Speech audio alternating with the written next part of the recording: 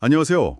오늘은 구약 성경의 사사기 속으로 한번 깊이 들어가 보려고 합니다. 네, 안녕하세요. 이게 여호수아 시대 이후에 왕이 없던 시대잖아요. 약 300년 정도. 맞습니다. 상당히 혼란했던 시기죠. 중앙정부 같은 게 없었으니까요. 네, 그래서 각 지파별로 생활하고 그러면서 이제 사사라는 인물들이 등장하는데 그렇죠. 오늘 이 시간은 그 사사 시대의 어떤 특징적인 패턴, 또 핵심 메시지 이런 걸 좀 파악해보는 게 목표입니다. 왜 중요하게 다루는지도요. 좋습니다. 자, 그럼 먼저 사사기, 이 제목의 사사부터 좀 짚어볼까요? 이게 그냥 재판관이나 군사 지도자 뭐 이런 뜻인가요? 아, 그 이상의 의미가 있죠. 물론 그런 역할도 했지만 더 중요한 건 뭐랄까 하나님께서 어떤 위기 상황에 백성을 구원하시려고 직접 세우신 리더라는 점이에요. 아, 하나님이 직접. 일종의 카리스마적인 리더였군요. 네, 맞아요. 그런 성격이 강합니다. 자료를 보니까 사사기 구조가 굉장히 명확하던데요. 서론, 본론, 결론. 네네, 그렇게 나눌 수 있죠. 서론에서는 가나안 정복이 좀 미완으로 끝나고 백성들이 타락하는 모습이 나오고요. 네, 신앙적으로 타협하고, 그리고 이제 본론으로 들어가면 그 유명한 패턴이. 아, 네. 그 악순환의 고리.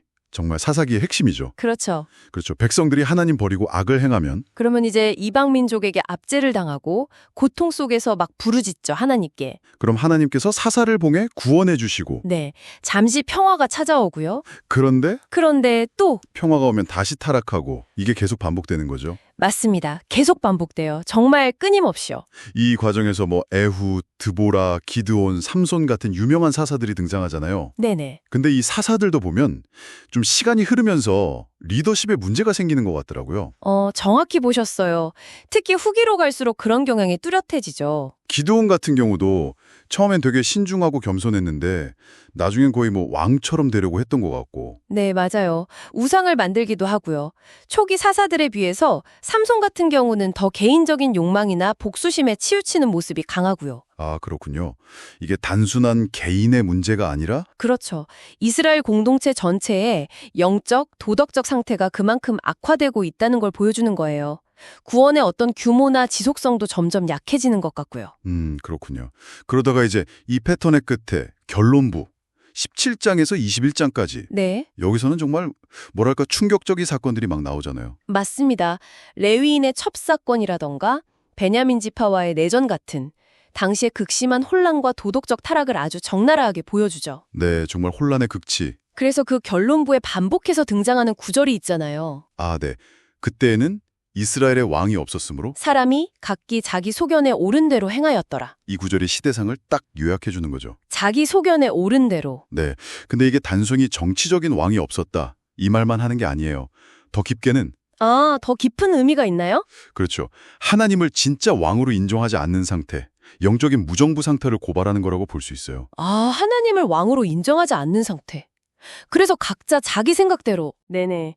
결국 그 극심한 혼란, 자기 소견대로 사는 모습이 역설적으로 진짜 왕, 질서를 잡아줄 통치자를 갈망하게 만드는 거군요. 맞습니다. 사사들의 리더십도 한계가 명확했으니까요. 자, 그럼 이 모든 이야기들, 이 사사기가 오늘 우리에게 주는 의미는 뭘까요? 이게 단순히 그냥 옛날 이스라엘 실패담 이걸로 끝내면 안 되겠죠. 네.